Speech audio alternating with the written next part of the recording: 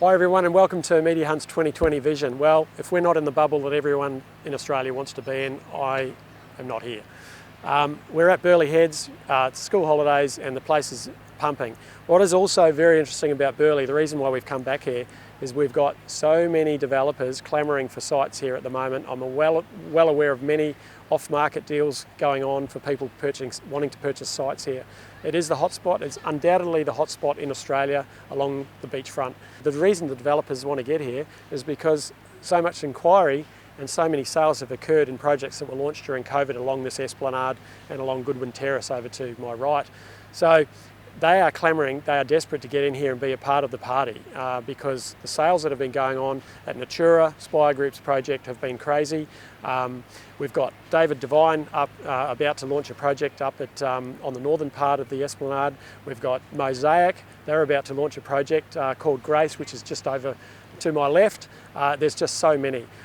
We've got the Old Burleigh Theatre, which we've talked about in the past, and that's currently, there's a DA in with council, and that will probably be launched early next year and we'll be involved in that. So it's really cranking, and there's this real pent-up demand. We've talked about it in our previous blogs, video blogs, but there's real pent-up demand. The borders are about to open, and there's a lot of inquiry from Victoria and New South Wales. Sadly, the Victorians probably won't get up here before Christmas, but definitely in New South Wales. One of our clients is KTQ Group.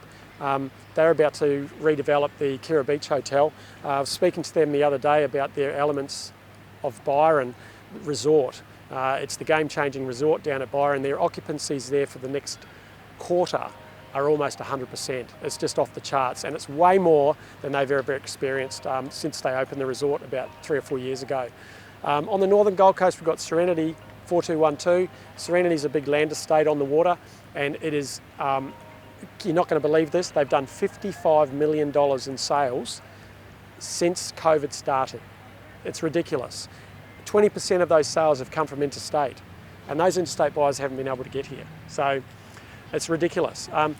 The sense I'm getting from my clients is that people want to get here. We've gone from a situation 6 months ago where we're going, where is our economy going?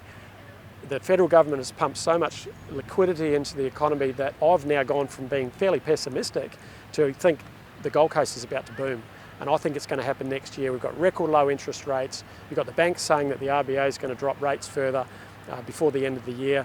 And all of these developers are just lining up to buy sites in places like Burleigh. One of our projects is the Crew Collective. They are just about to complete their Cyan project at Palm Beach. 3 of their projects sold for more than $2.5 million, sight unseen. If you were buying in Palm Beach in Sydney, you'd be paying $10 million. And therein lies the story about the Gold Coast. The value proposition's amazing.